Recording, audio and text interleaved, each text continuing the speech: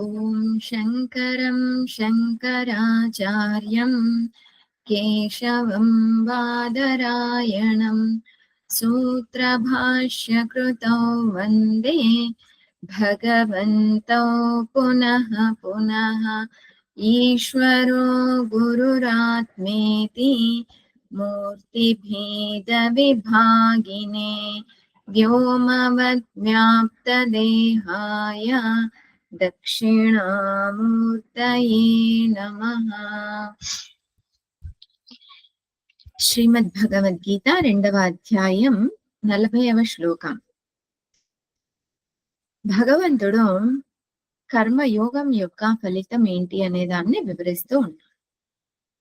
నేహాభిక్రమనాశోస్తి ప్రత్యవాయో న విద్యతే స్వల్పమప్యస్య ధర్మస్య త్రాయతే మహతో భయాత్.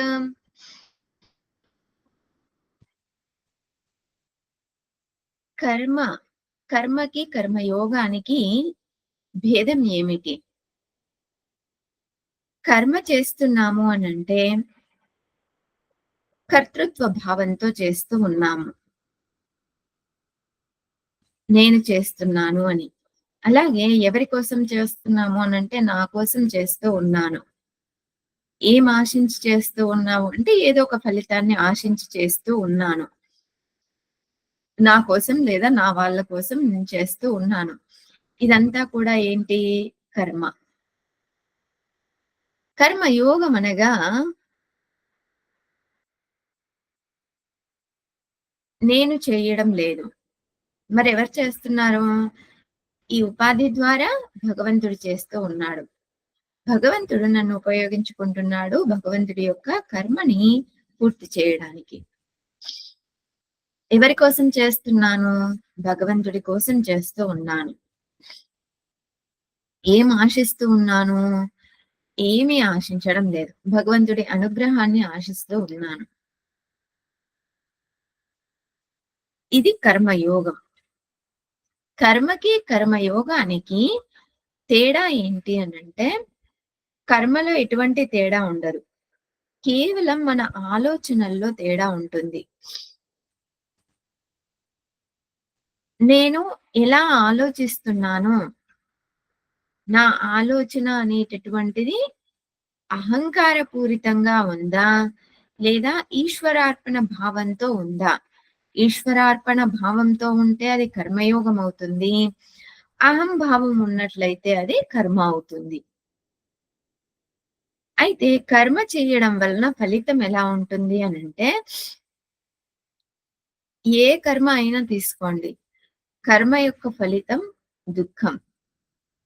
మొదట మనకి సుఖం అని అనిపించినప్పటికీ కూడా దుఃఖం అనేటటువంటిది ఉంటుంది. మరి కర్మయోగం వలన దుఃఖం లభిస్తుందా అనంటే కర్మయోగం వలన సుఖం కానీ దుఃఖం కానీ లభించదు, చిత్తశుద్ధి లభిస్తుంది. కర్మలో మనం ఒకవేళ చెయ్యలేదు అనుకోండి, ఫర్ ఎగ్జాంపుల్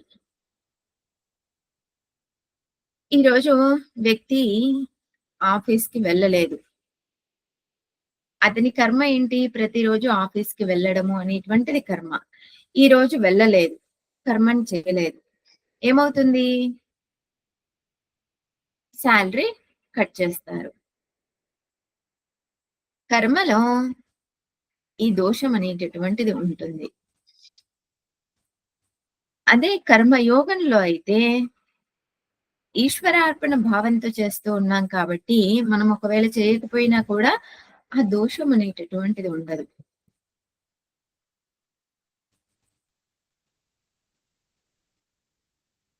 ఇంకొక భేదం రెండింటికి కూడా, కర్మలో మనం చేసినటువంటి కర్మ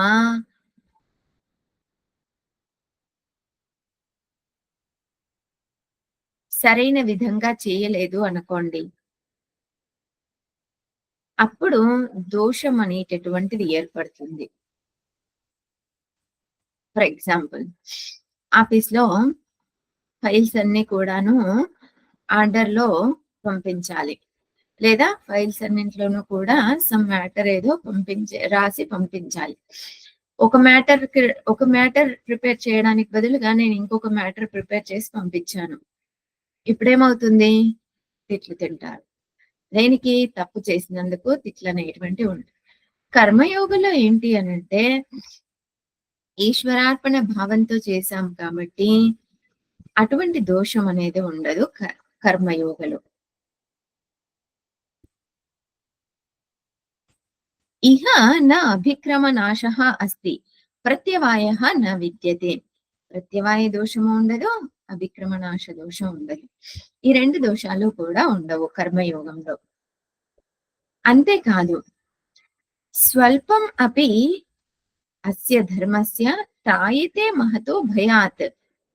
మనం కొంచెం పని చేసినా కూడాను, కొంచెం కర్మ చేసినా కూడాను కర్మయోగ భావంతో అత్యధికంత ఫలితాన్ని పొందుతాము. అదే కర్మలో అయితే మనం ఎంత చేసామో అంతే ఫలితం లభిస్తుంది. ఇంకా తక్కువే లభించొచ్చు. కానీ కర్మయోగంలో ఏంటి? మనం కొంచెం చేసినా కూడా అనంతమైనటువంటి ఫలితాన్ని పొందుతాం. కాబట్టి కర్మయోగాన్ని అనుసరించాలి. ఏం చేసినా కూడాను ఈశ్వరార్పణ బుద్ధితో చేయగలగాలి. ఈశ్వరుడి ద్వారా కర్మ అనేది జరుగుతుంది. ఈశ్వరుడి కోసం కర్మ జరుగుతుంది.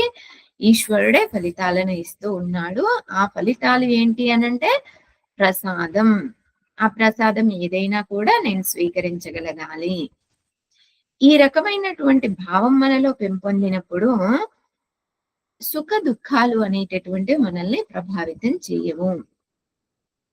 మనలో ప్రశాంతత అనేది నెలకొంటుంది. ఓం పూర్ణమదః పూర్ణమిదం పూర్ణాత్ పూర్ణముదచ్యతే పూర్ణస్య పూర్ణమాదాయ పూర్ణమేవావశిష్యతే. ఓం శాంతి శాంతి శాంతిః.